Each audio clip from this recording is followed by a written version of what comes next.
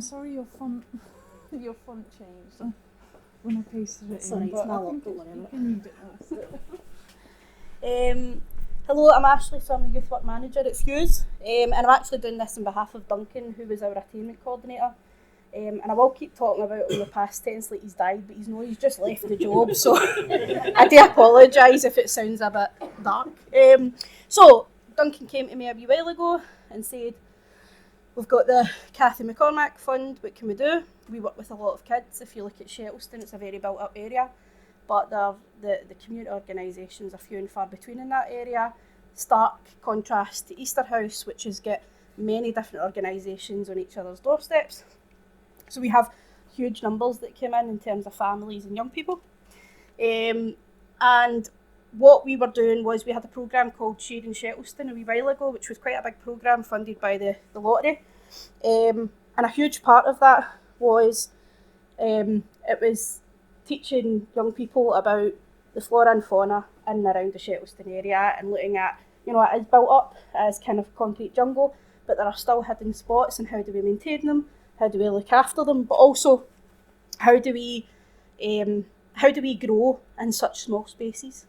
How do we get a bit of nature in our own lives, even though this is where we live? So, in terms of attainment, Duncan decided that was going to be the thing. We were going to continue that, even though that pot of funding was gone, and this would work in absolutely perfectly. So, please work. Attainment goes through everything that we do with young people. That's the Dynamic Youth Awards, the High Fives, and the Youth Achievement Awards, which is bronze, silver and gold. And everything that young people do in the clubs, what we do is we make sure that they get some sort of award. The Cathy McCormack Fund, ended up being part of that, so it meant that we were exhausting things like tech, arts and crafts. We were exhausting things like gaming and that sort of stuff. Outdoors was our next thing. So the fund tied in perfectly with this, and it meant utilising the awards to educate on climate change and provide an element that we were not previously delivering. We split it into 3 sections, which was growing and maintaining, so the flora and fauna infused in the areas of Shettleston.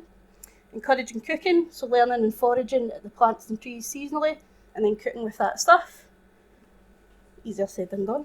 And recycling and arts and crafts. So encouraging recycling and cleaning up the community using materials for visual representation. The biggest thing that we did was work with Frog Life. I don't know if anybody knows Frog Life, but Frog Life's brilliant.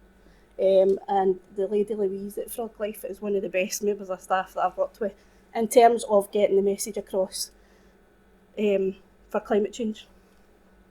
So we collaborated with our partner organisation during the holiday food programme time, so summer, October and Easter. And during the sessions we ran activities such as making bird feeders, hanging them outdoors, nature walks, mini beast and wildlife hunts in local green spaces, and young people's requests for pond dipping. 2 fell in, just so you're aware. We didn't do that for a while, I thought.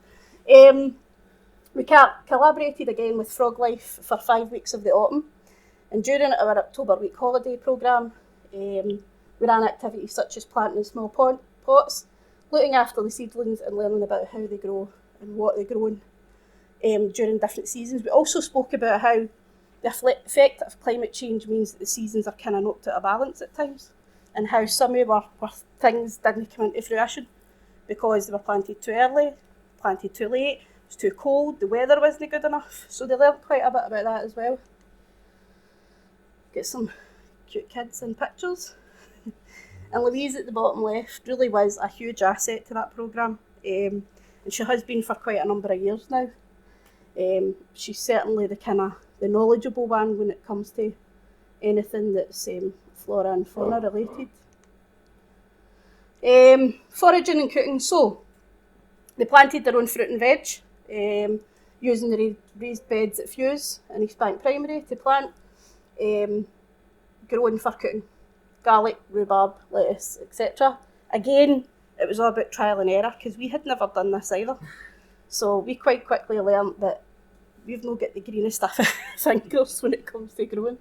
Foraging local areas, so learning about what grows around the local area and what was safe to pick and consume. Using this to then cook. We found apples, blackberries, and the kids learned about the wood sorrel that tasted like green apple. However, they were starting to go around and eat things like clovers, thinking that was the same thing. So you had to differentiate between the two. Quite comical. And then cooking what they'd found. So many of the kids are picky eaters. Some of them were trying foods that was challenging for them, but adding them to recipes that they already enjoyed meant creating and showing them how they taste things and how it would bolster what they were eating in terms of their nutrition. Again, more photos of the kids. They did a lot of litter picking in the area as well, and did some posters in terms of dog littering and littering in general. And then recycling and arts and crafts projects.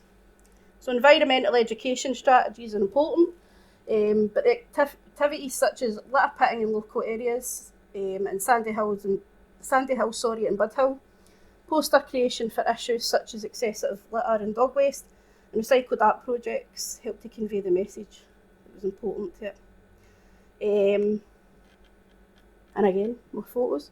We had some young people who were learning how to fix their clothes and how to recycle clothes that were too big, too small for them. We also had some creative stuff. For teenagers, they are a lot more difficult than children to engage with this sort of thing. However, every one of them have got a passion for Dungeons and Dragons. It's one of our biggest programmes actually. And they decided that they were going to go out and litter pick.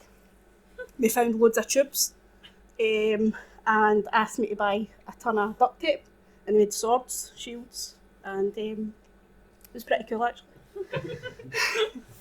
They also battered the staff to death with them, but it was great fun. And so that's kind of our going forward move now, is to expand that, because the kids get a lot out of it. Especially with teenagers. Our teenagers get something different out of it that I think the younger kids get out of it. They get a lot of climate action through schools and through loads of different programmes, but with teenagers, they are difficult in order to engage. They're stuck to their phones. Everything that they do is at home or in another building. And they're in, I've heard a few organisations talking about the impact of mental health, and our young people are struggling just as much as anybody else. So ours was mostly about just getting out and about into the different spaces. And now what we have is we actually have a wee walking group that the teenagers ask to go down to the stream at Sandy Hills, or can we go down to Tollcross, which wasn't the thing for a long time. They didn't want to go. So that was a huge thing for them. So we do want to continue that. We've got a programme that we want to start called The Way You Grow. And following on from climate activities, we've delivered. We have recently applied for further funding to start a new project called The Way You Grow. It will see our organisation turn our small garden area into a learning centre for our young people to deepen their knowledge and practice on plant and vegetable growth, and utilise this further for cooking and gardening maintenance. And also talking about, you can stay in a flat, you can still grow some stuff. You can find wee pockets of area that you live in and do something nice with it. It doesn't just need to be that you have to go to a big park, or you need to go to Huggy, or there's loads of things you can do in your area, but that's it. That's us.